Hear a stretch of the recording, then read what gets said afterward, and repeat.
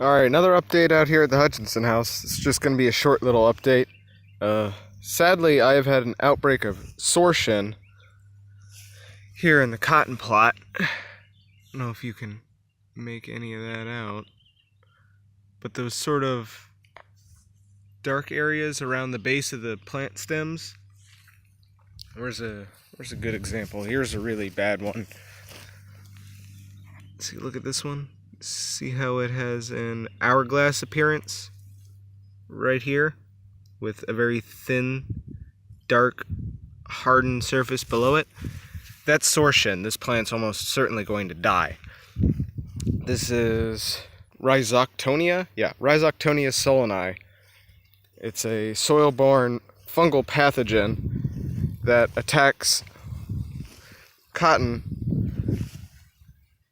at the soil level, causing sclerized lesions and girdling in severe cases. And probably at least half of my plants show some kind of symptoms, and maybe 40% to 30% show severe symptoms, which is very concerning to me because that may just mean that I lose the majority of my crop. The thing with Shin is it's not something that can be remedially treated. So if it shows up, you're screwed. There's nothing you can do about it. And it's pretty much agnostic to soil condition, or agnostic to climatic conditions. It doesn't care if it's wet, doesn't care if it's dry, doesn't care if it's hot, doesn't care if it's cold. If it's there, it's going to show up eventually. And the only way to really treat this is plant someplace else or use a antifungal seed coat on the seed. So just giving an update, there's really nothing I can do.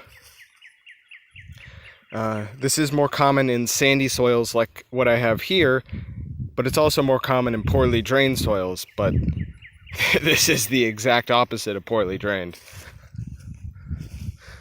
So it's a bit worrying. I'm really glad I didn't thin anything, or I would be ripping my hair out right now. But the vast majority of my plants seem to be severely hit by this, and I was expecting almost no diseases in this plot because cotton hasn't been planted here for like 80 years. But I guess there's some sort of natural vector around here. That's the extent of that update. I'm out here watering this stuff because we're still in a drought. And now we're in a heat wave. So not only has it not rained for like 3 weeks, but it's like 90 something out. So that's great. So I'm out here watering the cotton on Memorial Day weekend. It's alright, I'll keep you posted on how this disease goes. Apparently when the plants get about 6 inches tall, and these are about 7, they start to become resistant to the disease, and that is pretty much the case. I do have 2 over here. That one there and that one back there both look really shitty, but these plants are going to have to be thinned anyway. Pretty much all of these other ones have something going on. They're either in poor shape to begin with, or now they have Shin. And Shin doesn't really care about any sort of environmental conditions, although it does. It hurts stressed plants more than unstressed plants.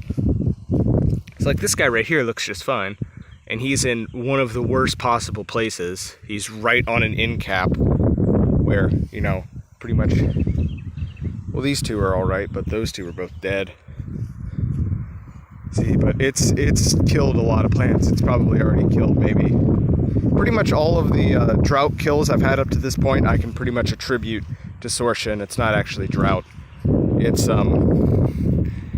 Shin girdling the plant, causing it to dry out and die, which looks like a drought kill. But that was kind of weird to me because I thought this plant was supposed to be super drought tolerant, and I think it's probably Shin inducing desiccation and not actually the plant's drying out. So that sucks. It means I'm going to have to figure out how to do a seed coat for all remaining years.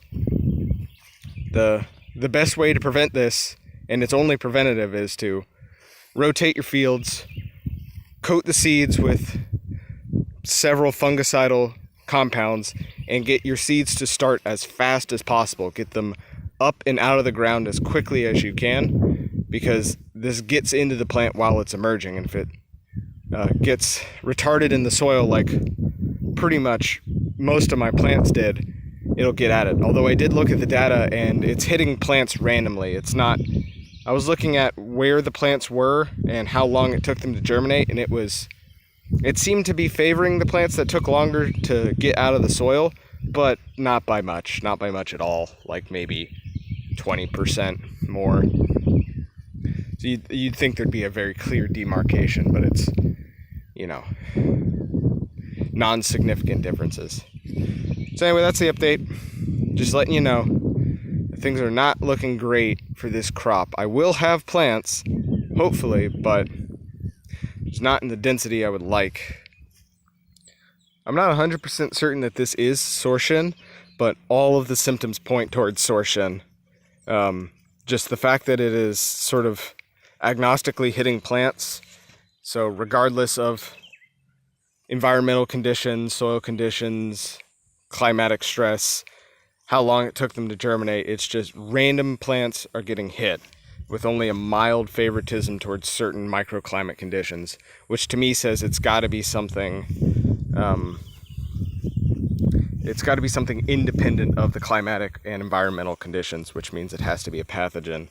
And all of the symptoms, other than just how absolute some of these sour Shin scars, this one that actually does kind of look a bit like true sour Shin.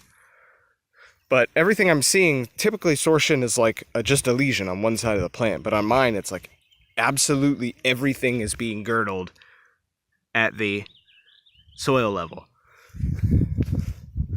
Like this is happening, like a total girdling on every one of the affected plants. Like complete sclerization of the hypocotyl, which is not something I have really seen online, but I haven't really been able to locate much online. It's like this plant, that actually does look a bit like a lesion, but it seems to be resistant. And I think most of what I'm seeing here are plants that have already been infected and they fought it off, and I'm just seeing the after effects. Because some of the plants don't look terrible, but it's not good for them. It's going to stunt them. Every single one that I see these hourglass figures on is going to be stunted. That's worrying. So I'm out.